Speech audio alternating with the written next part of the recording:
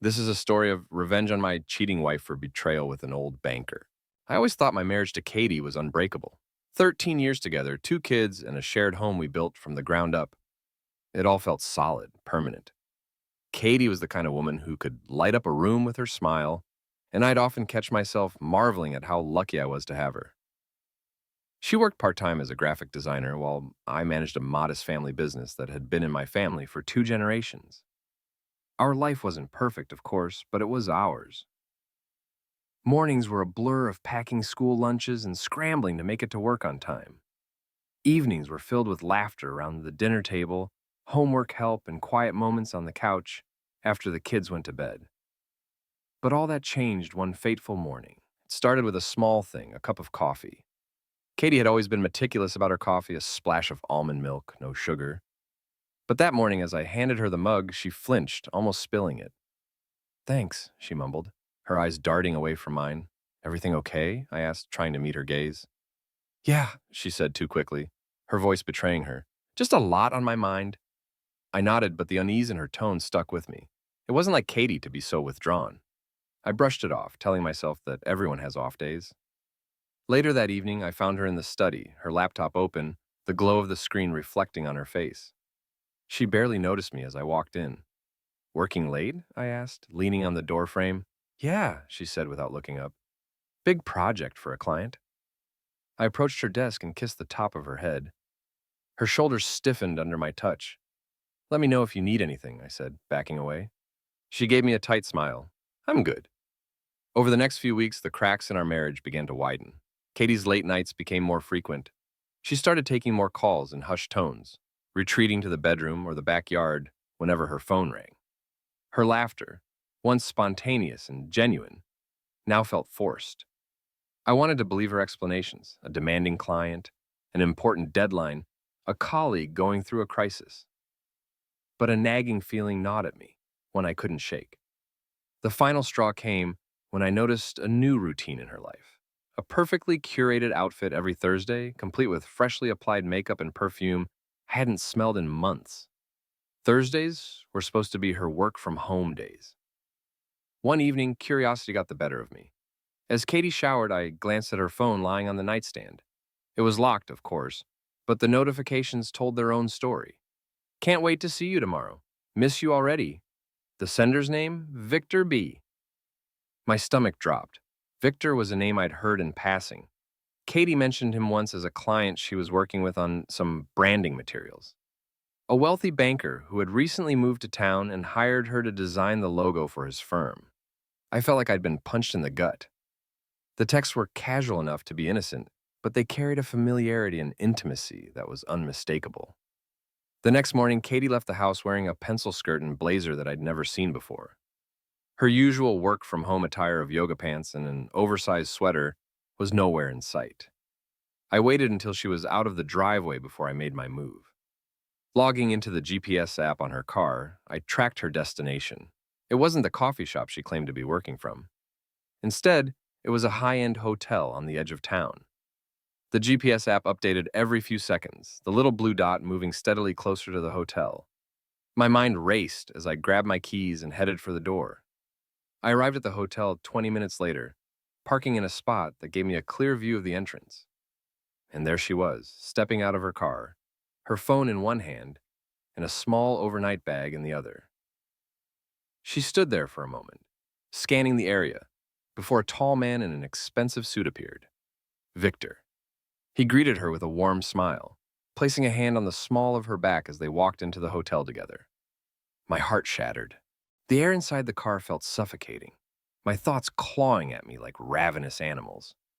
I couldn't stop replaying the scene.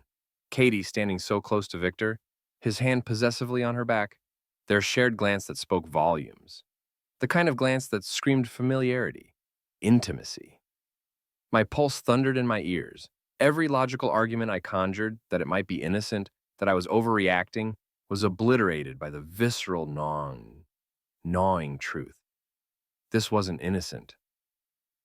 My hands trembled on the steering wheel as I fought to decide what to do. I could storm into that hotel, confront them both, demand answers. The image of their stunned faces was satisfying, but I knew Katie. She'd twist the narrative, paint me as paranoid, and somehow leave me questioning my own sanity. No, I needed proof. Cold, undeniable proof. Gripping the wheel with white knuckles, I pulled away from the hotel, the bitter taste of betrayal in my mouth. My mind spun like a cyclone the entire drive home, alternating between rage and heartbreak. By the time I stepped through the front door, the house felt like a stranger's, a shell of the life I thought we'd built together. Katie didn't come home until late that night. When she finally walked through the door, her polished exterior was flawless, but I saw through it. Every detail screamed calculation. The slight sheen of perfume, the perfectly styled hair. Her bright smile faltered the moment she saw me sitting in the dimly lit living room waiting. "You're up late," she said casually, dropping her bag near the door. "Yeah," I replied, my voice flat. "Long day?" She hesitated, then plastered on a smile. "Busy. Victor's project is turning into a bigger deal than I expected." Victor. She said his name like it was nothing, like it didn't make my stomach churn. "Victor seems to keep you busy," I said, keeping my tone neutral, though it took every ounce of self-control. Her eyes flicked to mine, cautious. "He's particular, but that's how these corporate types are. Demanding, but it's part of the job."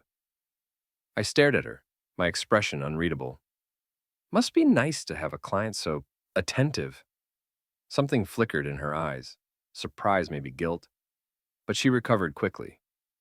"It's work, Ethan," she said, a touch defensiveness creeping into her voice.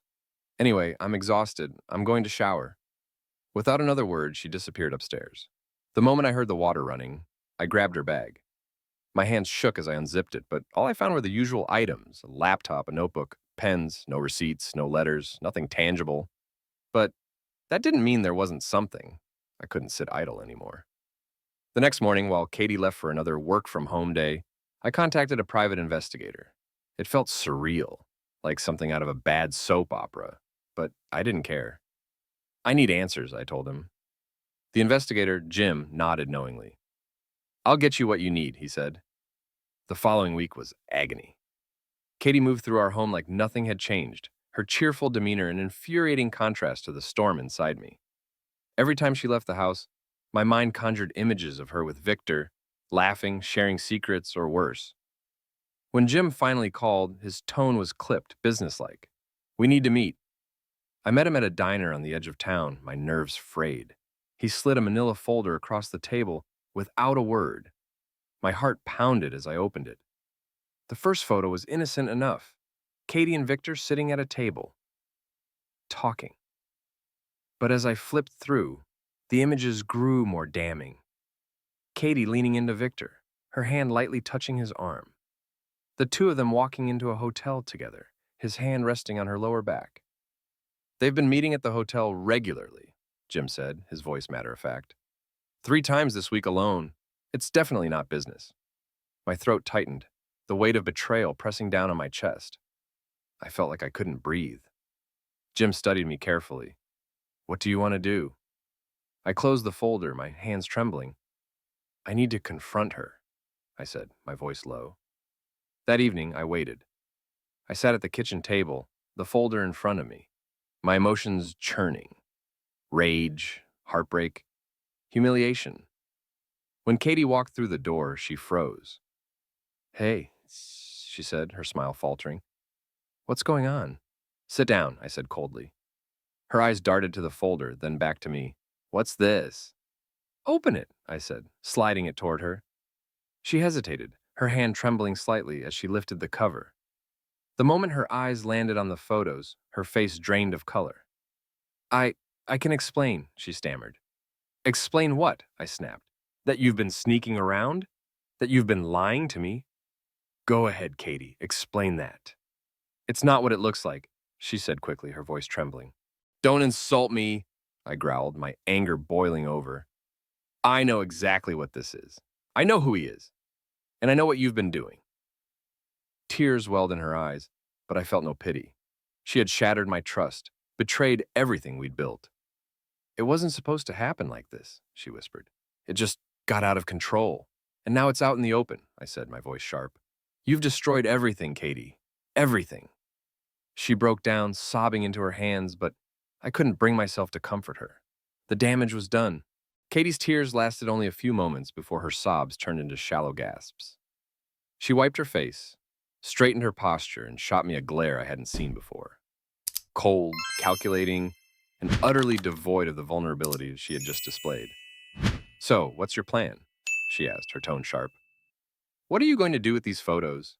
Show them to the neighbors, post them online, play the victim for everyone to pity you?" Her words struck me like a slap across the face.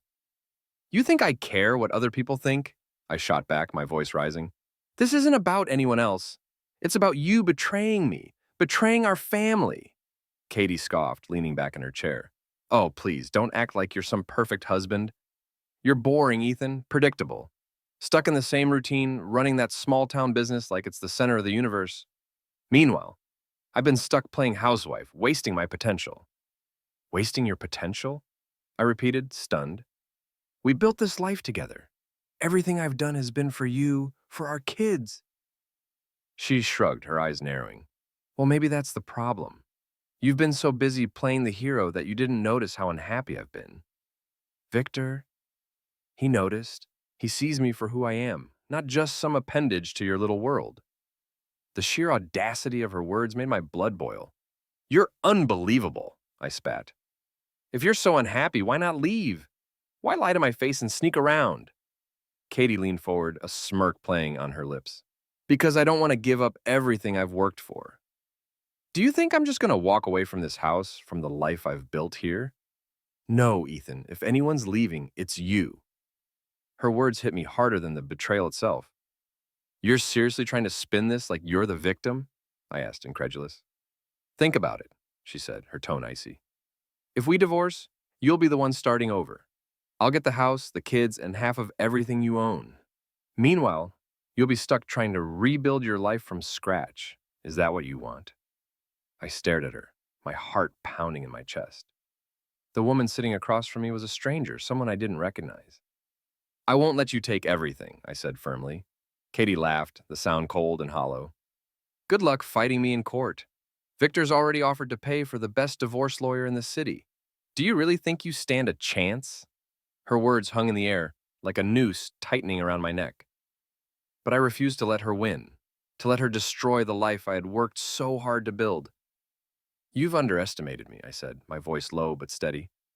"You might think you have all the power, but you don't know what I'm capable of." Katie raised an eyebrow, clearly amused. "Oh, I'd love to see you try, Ethan. Really, I would." The next few days were a blur of quiet tension. Katie acted as though nothing had happened, breezing through the house with a smug smile and an air of superiority. But behind the scenes, I was putting my own plan into motion. I met with my attorney, a sharp and no-nonsense woman named Lydia, who had a reputation for dismantling opponents in court.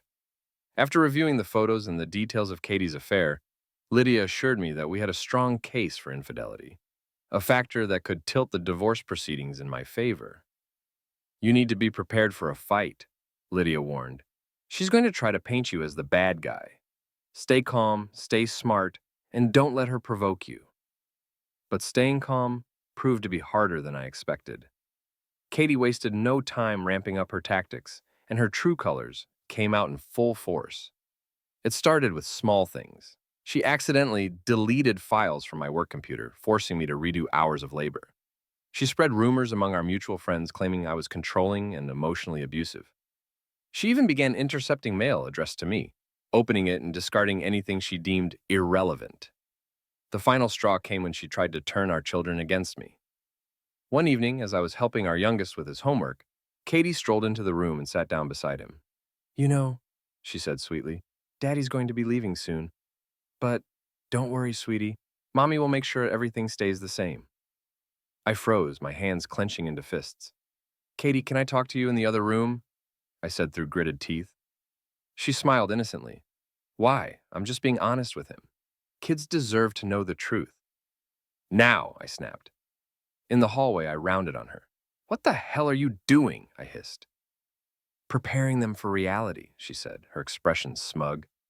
"Once you're out of the picture, they'll need to know who's really there for them." "You don't get to make that decision," I said, my voice shaking with anger.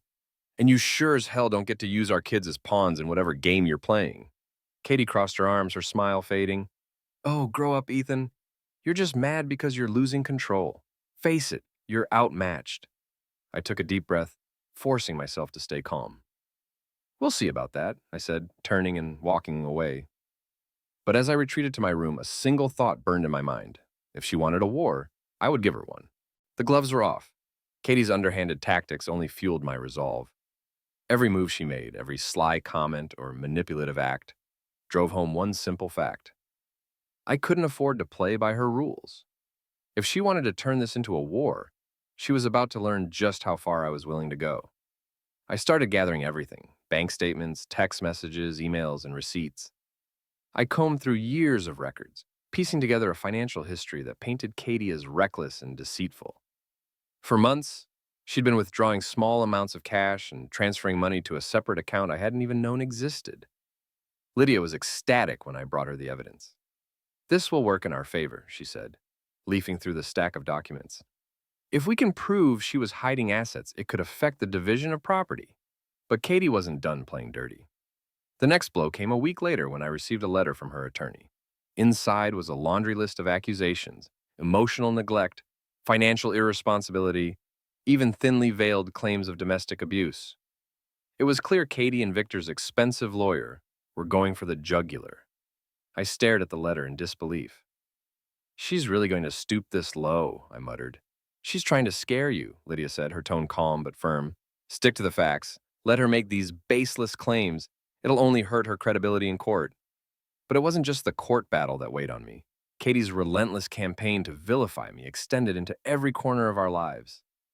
She began hosting gatherings at the house, inviting over her friends, people I barely knew, and loudly complaining about how unbearable I'd been.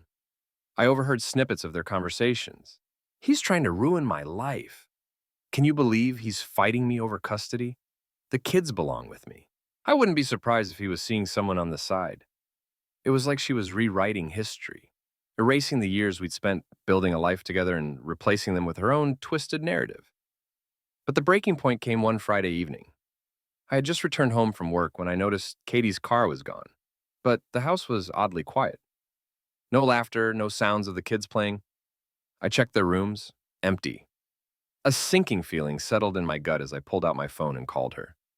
She answered on the second ring, her tone smug. Oh, I forgot to tell you. The kids and I are spending the weekend at Victor's lake house. My blood boiled. You took them to his place without even telling me? I demanded. They're fine, she said dismissively. Victor's great with kids. Besides, it's not like you had any plans with them. Katie, you don't get to make these decisions without consulting me, I said through gritted teeth. They're my kids too. They'll be back Sunday night, she said, ignoring me. Relax, Ethan.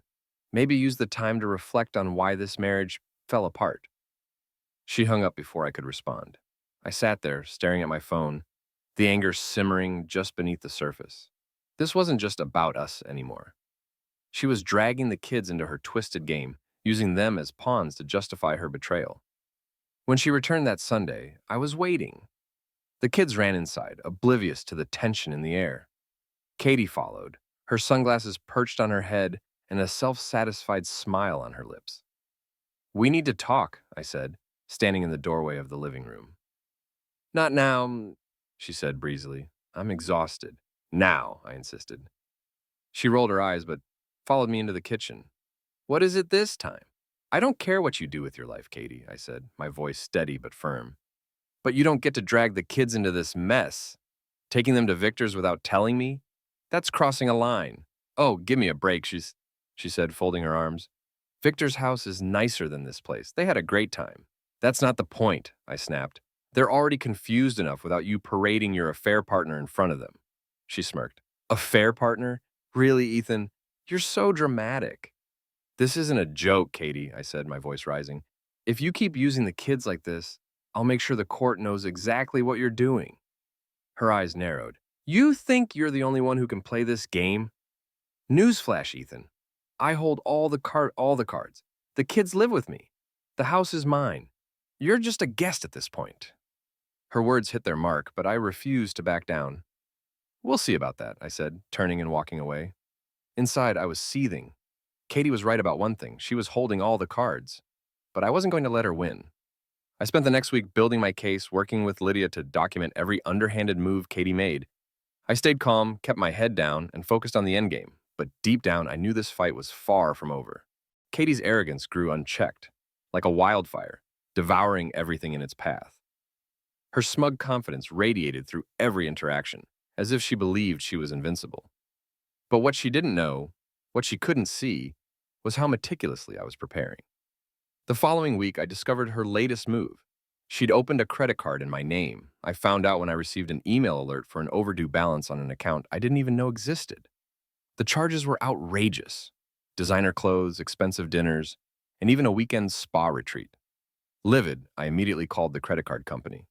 After explaining the situation and confirming the fraudulent account, I filed a report with my attorney and froze my credit. It was a small victory, but it only fueled my determination to expose her. Katie, of course, denied everything. "Oh, come on, Ethan," she said with a dismissive laugh when I confronted her. "You're being paranoid. Maybe it's identity theft. Someone must have stolen your information." "You mean like the way you stole it?"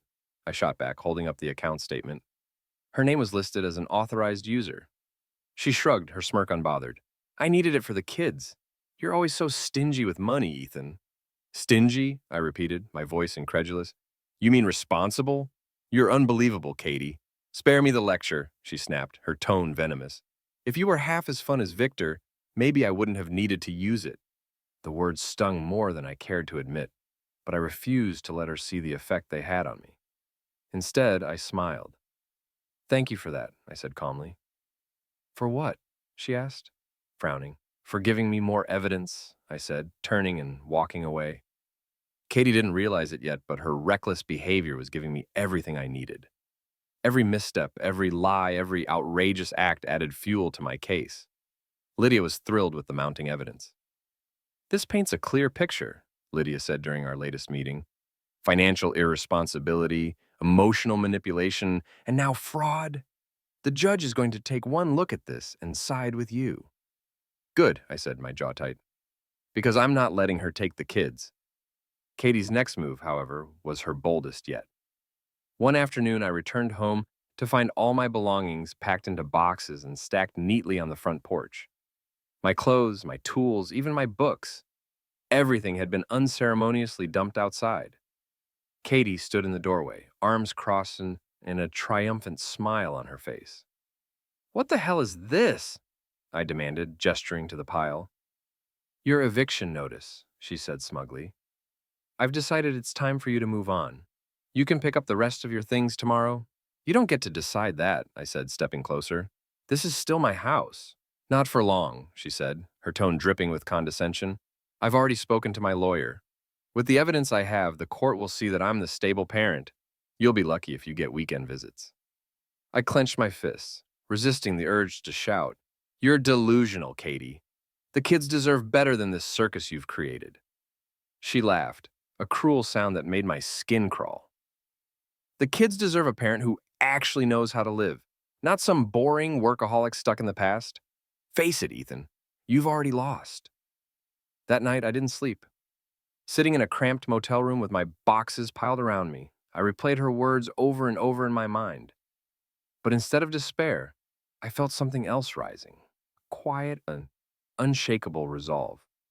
If Katie thought she'd won, she was sorely mistaken. The next morning, I made two critical moves. First, I filed an emergency motion with the court to freeze all shared accounts and assets. Lydia assured me it would block Katie from accessing any more funds until the divorce was settled. Second, I met with a child psychologist. I explained the situation, detailing Katie's erratic behavior and her blatant attempts to alienate the kids from me. The psychologist agreed to conduct evaluations and provide testimony, if needed, to prove the impact of Katie's actions on the children's well-being. The legal battle escalated quickly after that. Katie's lawyer filed a motion for full custody, citing my unstable behavior, claims that were easily debunked by the mountain of evidence Lydia presented in court. The judge wasn't impressed by Katie's theatrics. Her attempt to play the victim fell flat when Lydia revealed the photos, the credit card fraud, and a timeline of her spending sprees. The court ordered a forensic audit of our finances, which only uncovered more of Katie's secret accounts. But the turning point came during the custody hearing. Katie's arrogance had blinded her to one simple fact: kids are smarter than we give them credit for. When the psychologist interviewed our children, they spoke candidly about the fights, the lies, and how uncomfortable they felt around Victor. "He's not my dad," my daughter said firmly, "and I don't like how he tries to act like he is." Hearing those words in court was both heartbreaking and vindicating. The judge ruled in my favor, granting me primary custody while Katie received supervised visitation. When the gavel fell, Katie's face twisted into a mask of fury. She stormed out of the courtroom, muttering under her breath, but I didn't care. For the first time in months, I felt like I could breathe again. But even as I walked out with my head held high, I knew this wasn't the end. Katie's pride wouldn't let her go quietly, and I was ready for whatever came next. The courtroom victory should have felt like a triumphant conclusion, but with Katie, I knew better than to expect a clean break. Her fury was palpable as she stormed out, her heels clicking angrily against the polished floor. True to form, it didn't take long for her to retaliate. A few days after the ruling, I received a series of furious texts from Katie, laced with threats and accusations. Katie: "You've ruined everything. You think you've won, but this isn't over." Katie: "Enjoy playing Daddy of the Year while you can. Let's see how you handle the truth when it comes out." The messages left a bitter taste in my mouth, but I refused to engage. Lydia's advice echoed in my mind: "Don't give her ammunition. Silence is your weapon now." But Katie wasn't content with just words. Her next move was as petty as it was infuriating. The morning after her texts, I walked outside to find my car keyed from hood to trunk. The deep, jagged lines were unmistakably deliberate. Taped to the windshield was a note written in bold, angry letters: "Enjoy your victory." I clenched my jaw, my hands shaking with restrained anger as I pulled the note free. I had no proof it was Katie, but the timing was far too convenient to be a coincidence. The police came, took my statement, and filed a report. But as the officer walked me back to my door, he sighed. "Off the record, cases like this rarely end with justice. You'll probably have to eat the cost, unless you can catch her in the act." It was another reminder of how far Katie was willing to go to lash out, even if it meant sinking deeper into her own mess. But her real masterpiece of manipulation came a week later. I was picking up the kids from school when their teacher pulled me aside, her expression concerned. "Mr. Ward, can I have a word with you?" "Of course," I said, a knot forming in my stomach. She glanced over at my son and daughter, who were happily packing their backpacks. Lowering her voice, she said, "They've mentioned some troubling things about their mom. I wanted to make you aware of it." "What kind of things?" I asked, my pulse quickening. She hesitated, then continued, "Your daughter said her mom told her you were planning to leave them and start a new family. She seemed very upset about it." My fists clenched involuntarily. "That's absolutely not true," I said, trying to keep my voice steady. "Katie's been trying to alienate them from me ever since the separation. I'll address it, but thank you for letting me know." When we got home, I sat the kids down and carefully explained the truth. "No matter what happens between me and your mom, I will always be here for you." I said, "You're my top priority. Don't let anyone tell you otherwise." They seemed reassured, but the damage had been done. The seeds of doubt Katie had planted were growing, and I could see the confusion in their eyes. That night, I called Lydia and updated her on the latest developments. "She's not going to stop," I said, pacing the living room. "She's dragging the kids into this now." Lydia sighed. "She's trying to get under your skin, Ethan. Stay focused. The judge has already ruled in your favor. If she violates the custody agreement or keeps playing these games, we can push for further restrictions." But knowing that didn't make it any easier. Katie was determined to make my life a living hell, and her actions were only escalating. The next escalation came in the form of a smear campaign. Katie began flooding social media with posts painting me as a neglectful, controlling husband. She shared half-truths and outright lies, crafting a narrative where she was the victim of my supposed cruelty. Her friends and family, most of whom had only heard her side of the story, rallied around her, filling the comments with support and vitriol directed at me. "You're disgusting. Shame on you for what you did to Katie. Her only mistake was putting up with you for so long." At first, I ignored it. But when mutual acquaintances started reaching out, questioning my character, I knew I had to address it. I made a single post, calm, factual, and free of emotion. Divorce is never easy, and it's even harder when lies and misinformation are spread. I've chosen not to air our personal issues publicly out of respect for our children. I hope others will show the same respect and refrain from passing judgment without knowing the full story. It wasn't much, but it sent a message. The backlash subsided, though Katie's core supporters remained vocal. But her social media antics weren't the end of it. Katie's next move was a direct attack on my career.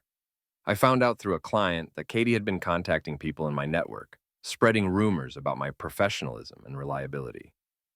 "Ethan, I don't want to pry," one client said cautiously over the phone, "but someone's been saying some concerning things about you." I didn't believe it, but I thought you should know. The realization hit me like a punch to the gut. Katie wasn't just trying to ruin my personal life. She was coming for my livelihood. Once again, I documented everything, every rumor, every false claim, every piece of evidence that tied back to her. And as I compiled the growing list of offenses, one thought became crystal clear. Katie's downfall was inevitable.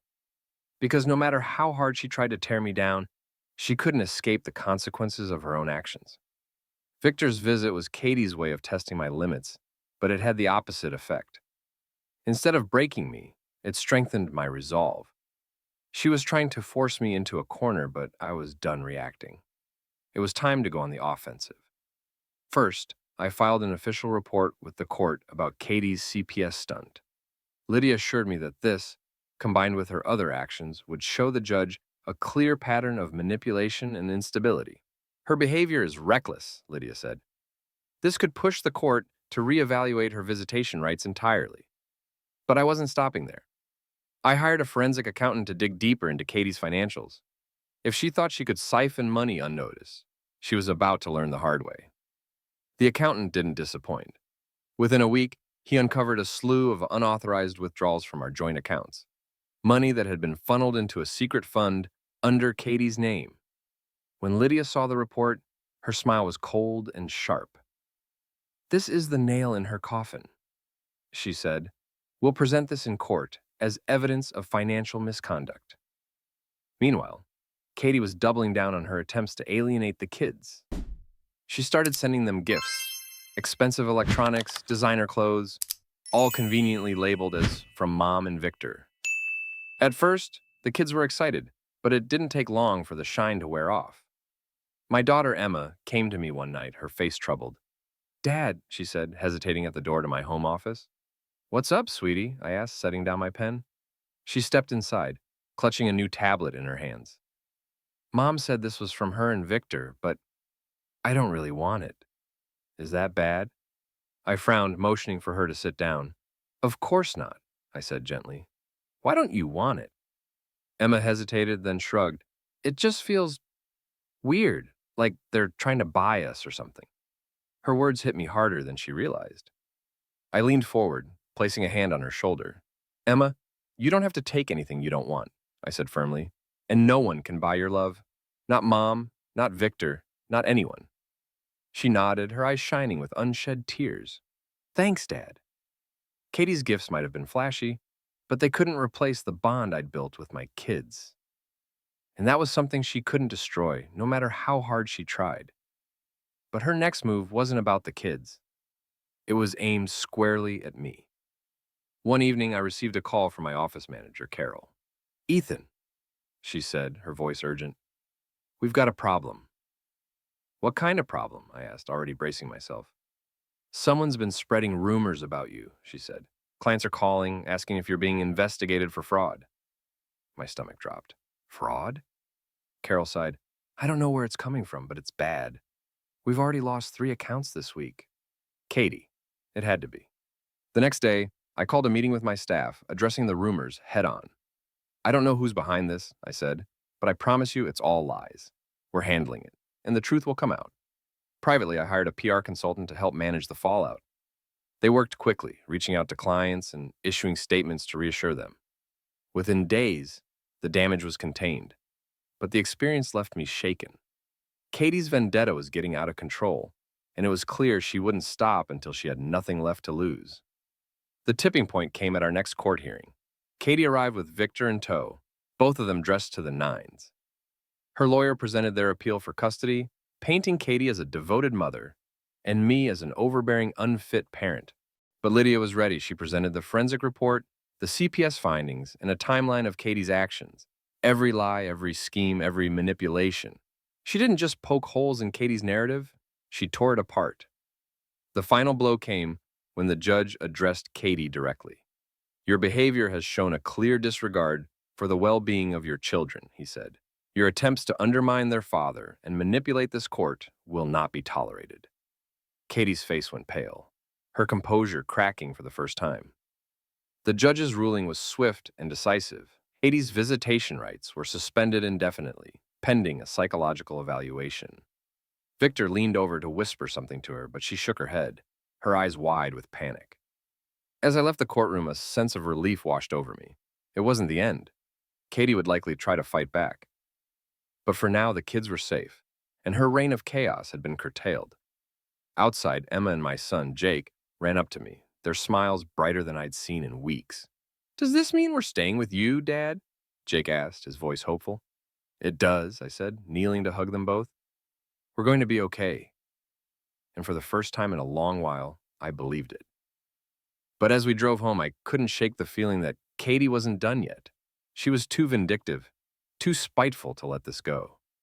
I just didn't know how far she would go to get revenge. The victory in court brought some relief, but it felt fleeting. Katie's silence in the days following the hearing was louder than her usual chaos. It wasn't in her nature to retreat gracefully. I knew she was regrouping, recalibrating her next move. A week later, she struck. I was walking into my office one morning, coffee in hand, when I noticed something was off. Carol, my office manager, approached me, her face tight with concern. "Ethan," she said, lowering her voice, "you need to see this." She handed me her phone. On the screen was a news article from a local blog, the kind that thrived on scandal. The headline read, "Local business owner accused of financial misconduct by estranged wife." The article was a grotesque collection of half-truths and outright lies, detailing allegations that I had embezzled money from my business, mismanaged funds, and even stolen from employees. The source? An anonymous tipster who was clearly Katie. My grip on the phone tightened as I scanned the article. My name was plastered all over it, along with phrases like potential investigation and serious allegations. "She's out of control," I muttered, handing the phone back to Carol. "She's trying to ruin you," Carol said, her voice filled with quiet fury. "But we know the truth, Ethan. Your team's behind you." Her words were reassuring, but I couldn't ignore the damage this could cause. Perception was everything in business, and Katie knew it. I called Lydia immediately. "She's escalated," I said, filling her in on the article. Lydia sighed. "I'll draft a cease and desist letter immediately," she said. "We'll demand a retraction, but you need to brace yourself. This might get worse before it gets better." And it did. Over the next few days, more rumors surfaced online. Anonymous comments flooded social media and review platforms, accusing me of everything from fraud to abuse. Katie was weaponizing the internet, using it as her new battleground. But what she didn't anticipate was my response. I hired a cybersecurity expert to trace the origin of the posts and comments.